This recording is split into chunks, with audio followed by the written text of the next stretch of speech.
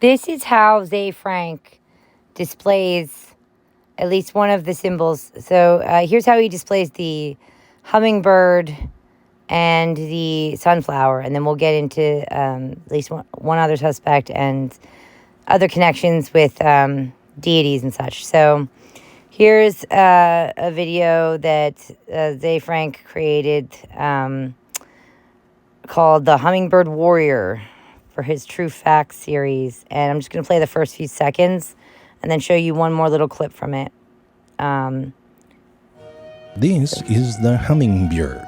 Hummingbirds are tiny little birds, so tiny that moths are sometimes mistaken for hummingbirds. And the blue jays, you know how they are, they tease, "Where's your pupa?" And then the hummingbirds like it's pronounced pupa and I'm not a moth. But if you start correcting the pronunciation of a bully, you're a nerd bird. And they're like, "Hey nerd bird, are you gonna stick your freaky fingernail tongue into some flower's sexy hole?" And to be honest, that one is actually fair. They do have a freaky little tongue. We'll get back to that in a second. But you don't just wake up one... So, right there, where he talks about sticking its freaky little tongue into sunflower's sexy hole, right there, he's equating, first of all, he's equating sunflowers with female sexual organs. He's combining the sunflower and the hummingbird. And I want to just show you this other clip really quick right there. That picture. This is showing at a certain point in the video right here. He gets into showing the internal anatomy, some of the anatomy of the hummingbird. And this is the tongue and how the inside of the tongue is structured. Make note of that picture, that image, that symbol, that basic shape, like the two parentheses sort of back to back, the little spiral shapes right there. Remember the spirals I've mentioned in past videos. So now keep that in mind, that symbol. And we're going to come down here and I'm going to show you this ancient depiction of Shiva. Now, I mentioned Shiva in a past video. Shiva, Cernunnos, Loki, they're all little mischief maker characters, little devil characters. They rule over the heart. They combine opposites. They have a lot of similarities. They're typically horn dogs. So make note of a few things here. Horns up top. You've got, these could be sat in as horns, but also you've got the horns up top there. It's like horns on top of horns. Make note of the stripes along the arms and the downward pointing triangle, the V shape, the stripes there. And then again, this looks very much like we've got these like two spirals, spiral-like horns sitting on top of the head there, and then like sort of antler horns on top of that. And he looks to be maybe three-faced. So again, this is an ancient depiction of Shiva, the god Shiva. And he's surrounded by animals, all forms of different forms of life. Now here is an ancient depiction of Cernunnos. Oh my, it looks very similar, huh? He's got the antlers. He's got the stripes. There's a V shape there on his chest, the collar of his shirt. Surrounded by animals. There's a snake, is typically a serpent that he's holding or is around his neck.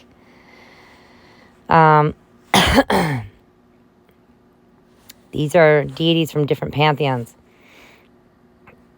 So, another thing I want to get into is, now remember how he named it the Hummingbird Warrior.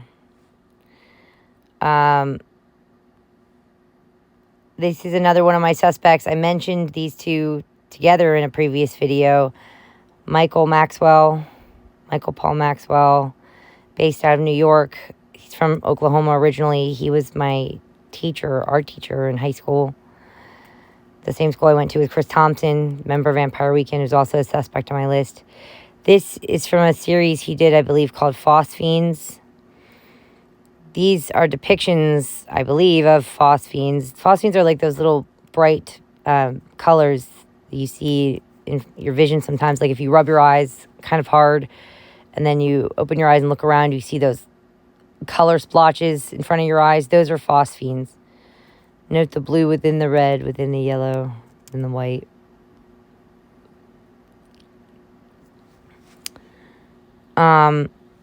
This is Michael Maxwell's portfolio website.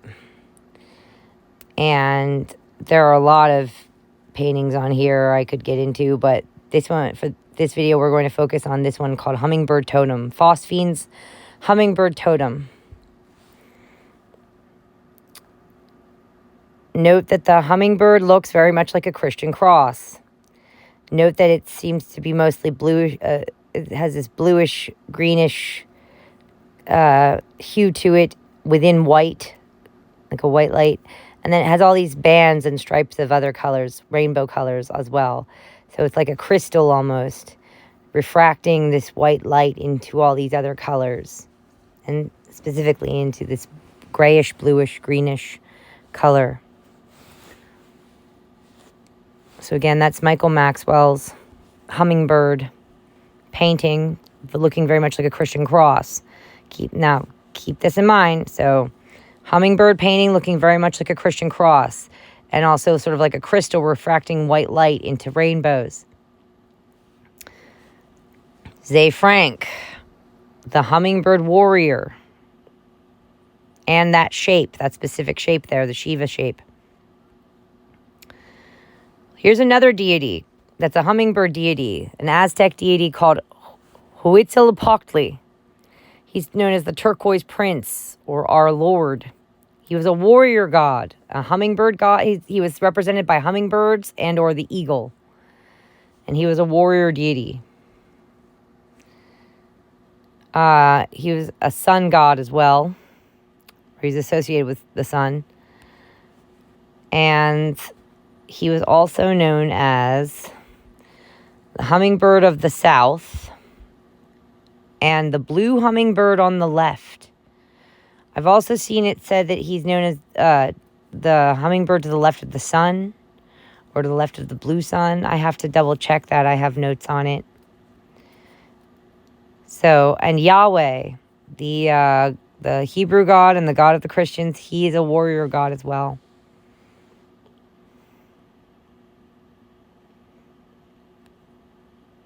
So this is how they can hide themselves in Christianity. Keep that in mind. These people will hide themselves in any religion that I think they find convenient to hide themselves in. Here is a song by the band Vampire Weekend that Chris Thompson, my old classmate from the same school I was taught at by Michael Maxwell. So Vampire Weekend's a pretty well-known rock band. Chris Thompson is a member. One of their songs is called Sunflower. Some of the lyrics in here allude to the same concept I've been telling you guys about, this sea of light, of white light. Such as here where it says, sunflower in the evening, standing in the garden, taking up that space.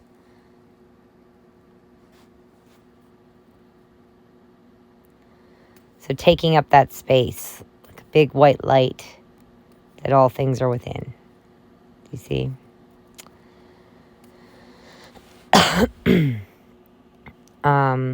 So they refer to this concept that I've been, this sort of layout of existence that I've been trying to explain to you guys. Again, whether you believe in it or not, I see all these things alluding to the fact that there is a group of people who do believe in it.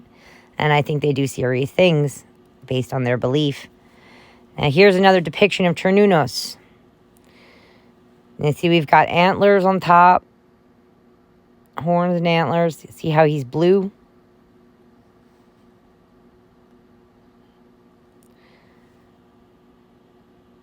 That's going to tie in with that looks like a lot of images from the TV series Hannibal. Now here's something I want to show you about how this one movie called The Cell ties into this a lot. You should watch that movie. It's rife with symbolism. It's jam-packed with symbols. that and color codings, color schemes that show all this. So I will show you, first of all, here's another depiction of Shiva. We already saw an ancient depiction of Shiva. Here are a few others. So here's a statue of him. I want you to make note, he's quite often seen, first of all, with a snake. But he's also seen with a symbol on his forehead and or also his throat. That's 3 horizontal, for the most part, horizontal lines. Sometimes with an eye in the center. And it quite often looks very much like a dragonfly. And then also he has a crescent moon in his hair on top of his head somewhere, typically. Oh, let me zoom out and I'll show you a few more images of that. So there we go with the 3 lines, horizontal lines. Here you see it on his throat, on his arms, on his forehead, along with the eye. Here it looks a bit more like a dragonfly, and you see the crescent moon there off to the side on his head. You see the snakes too. You see this, quite often there's like a pendant or talisman or a knot there over the heart or flower or something that denotes that this guy is the ruler of the heart, and he combines 2 opposites. His character, his figure, whenever it pops up. So in this pantheon, he's Shiva. In other pantheons, he's Cernunnos or Loki. Or there are others. Those are the 3 that always come to mind first. Now, let me give you one more example. I gave you 2 there. Here's another. 3 lines. Here you have them on the arms. You also have them on the throat. You have them on the forehead. And there's the crescent moon. Now let's go back to the cell. Remember, it's this movie that came out, it had Jennifer Lopez in it. And it's about this like psycho serial killer guy who would kidnap women and he'd drown them in a tank. He'd slowly have this tank fill up with water till they drown. And basically in the movie, he had just kidnapped a girl and then put her in the tank, and it was slowly filling up with water, but then he lapsed into a coma. Cops caught him, and they needed to jump into his mind in order to see if they could find clues to find the girl before she drowned. So that's what a lot of the movie was them like looking around and poking around inside the mind of this psycho. And this movie is so full of symbolism that alludes to this belief system. It's nutballs. So first of all, one of the ways they find that girl is the detective in the mind of this killer notices a symbol. It's all over the tank, this tank that's on the inside of his mind, where this sort of like the soul of this girl is swimming around in there like a little blue fish. Now note that symbol that's all over the tank. The crescent moon over the 3 horizontal lines. So there's that. In the movie, the killer, after he kidnaps the girls and drowns them, he gives them a bleach bath. He has them sit in a bathtub full of bleach until they come out all white, like this. And then he dangles himself above them from hooks and does weird stuff. So remember the sea of white light, the mother of white light, right there.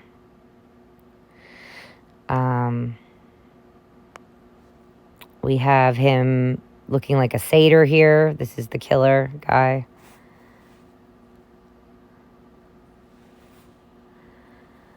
I want you to make note. So inside his mind, there's some things to make note of. See, here are these 2 red sort of knobs in the background there. They look very much like Shiva lingams. Shiva linga. Linga. Here's an example of one. These are symbols of Shiva, the deity Shiva.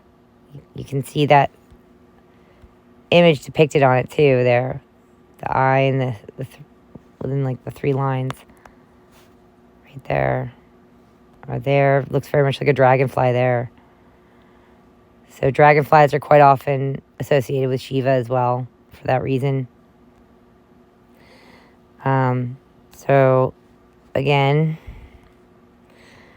these look very much like lingams. Now, something I want you to make note of, the color coding in this movie. When they're within this guy's mind, this killer, whenever he has the upper hand, it's very much like purple and red and blue over red. So the red's farther down in the image, the screen, and purple and blue tend to be higher up, or blue shades with blue in them tend to be higher up. So here's an example of that, and then another example of that would be like here.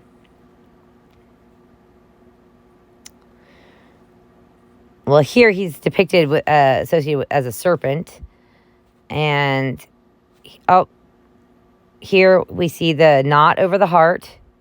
We see some telltale signs of like the striping around the arms. Remember the ancient depiction of Shiva with the stripes to the arms? The striped hats, horned hats, crown there. The V shape to the neck on the chest of the collar. Now keep in mind, he could have been dressed in all manner of ways. Also, make note of the seahorse imagery. There is a lot of that. That I'm going to touch more on that in another video. And make note of, see the gold and the red, they are within blue here in this scene. So a lot of these scenes where this madman guy has the upper hand, gold and red are within blue, within this bluish gray tone. Okay, and there's lots of little seahorse symbols here and there. Under the sea. They're under the sea. Right here, you see the seahorses in the background there too, and blue over red, or red within blue. You see? And white within.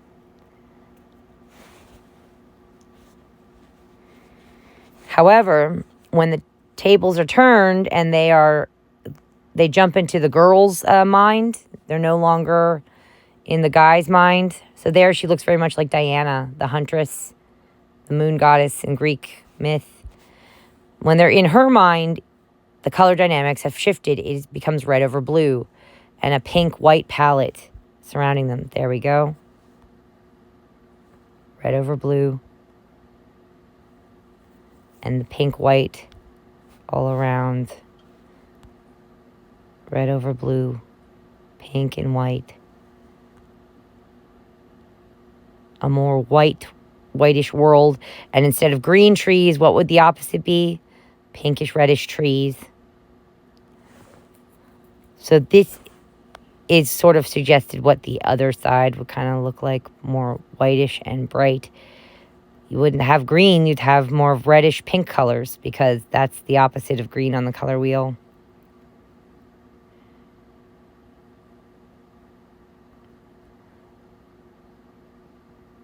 Almost like you're in maybe an ovum or an egg or a red or white blood cell or something like that. I don't know.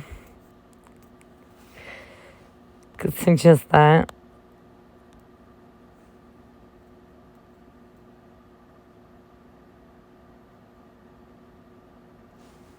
See the girl that one of his victims in a sea, sort of a bleach bath. She's in a sea of white there, in a way. So this movie, you should definitely go watch it. If you haven't seen it, it's worth watching at least once. If you haven't seen it in a while, go watch it again. It is full of these depictions. Look at the symbolism there. Every part of these sets is I promise you, is probably pretty well thought out. Right down to like the molding of the screen. That could have been any shape. It could have been any geometrical shape, you know.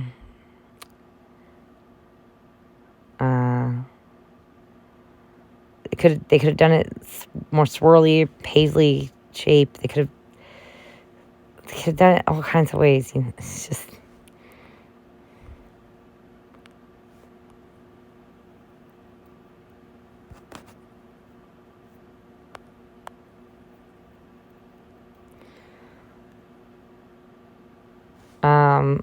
And I'm trying to think if there's anything else I wanted to point out. There's so much more to this. Here I'm noting that Nabokov was an avid collector, and he loved to study moths and butterflies. When wooing his wife, he wrote in his memoirs, I believe, that he spoke of hummingbird moths, pink and olive being like a greenish gray color. That relates to Goethe. So Nabokov, Vladimir Nabokov, for those of you who don't know, wrote Lolita. Lolita is a very famous novel about an older man who has an inappropriate sexual relationship with his stepdaughter, who's about 12 at the time. And Goethe's very important. He's going to come up again.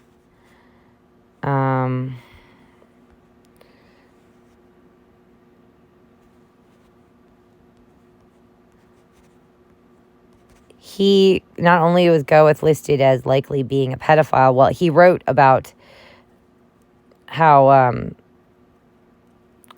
pedestry was natural. He, in many ways, sang its praises.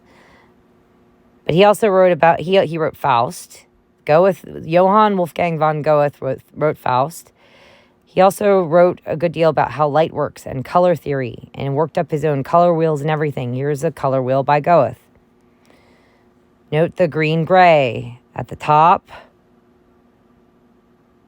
and it's directly opposite pink at the bottom. Note how red and blue are opposite each other on this wheel. And yellow, gold is opposite purple. Sort of more purple color. These people a lot of their concepts and theories seem to be based a lot on Goethe's writings about color and light. And not only that, but Ze Frank's father, Joachim Frank, Ze Frank's father, Joachim Frank, who is also a suspect on my list. Joachim Frank's family was friends with Johann Wolfgang von Goethe's family. So Goethe, the guy who made this color wheel, this gray-green across from the pink. Remember Pink Floyd? I've been talking about Pink Floyd and bringing together two opposites. Gray-green, old man, pink, little girl. Go to the Nobel Prize page of Joachim Frank.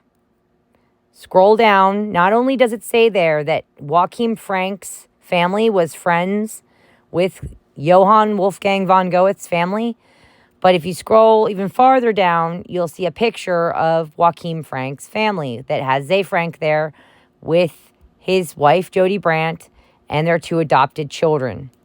Jody is holding their adopted daughter, Rose. Note what Rose is wearing.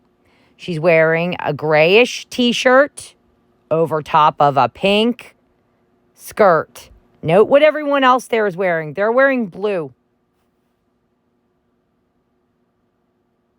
Except for the two women, the mothers are wearing a grayish silver color over black.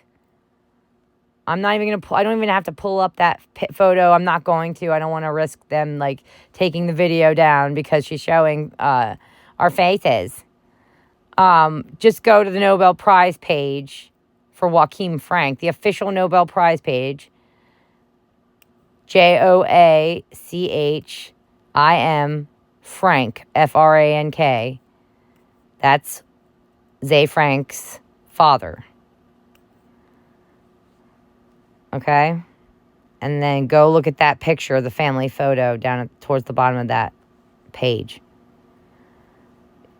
Anything, after I'm explaining all this to you, anything striking you in the gut? Kind of creepy about that photo, guys?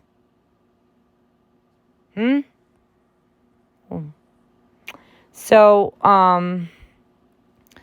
I will definitely be making more videos getting into more of this in greater detail, but I just wanted to kind of give you guys a taste of what I'm talking about, the connections here. There are so many more. These are just a few. Just a few. Whew. So, yeah. These people are operating in the content creating aspect of society. I think that's at least one branch of them. That's the branch I'm focusing on. There's likely a branch in, like, banking and so on and so forth. That's very possible, but I'm noticing all these major content creators, directors, celebrities, producers, musicians, artists, making not all, but a lot of them making reference to the same things over and over again. And Goethe, again, was a pedophile. Vladimir Nabokov wrote a famous novel about a pedophile, and many people believe he was a pedophile himself. For those of you who are like, but wasn't he married? Most pedophiles are married. Statistically, most pedophiles are married with kids. Again, please go look at Joachim Frank's Nobel Prize page. It says right there that he's friends with Goethe's. Well, his family was friends with Goethe's family. And please go look at that family photo. And go look at Rose's, little girl Rose's outfit. Note how everybody else there is wearing blue except the two women who are mothers. Not Mariel in the center. She's not a mother yet in that photo, I don't believe. The two mothers, though, are wearing silvery gray over black. Everyone else is wearing blue except the little girl is wearing gray over pink.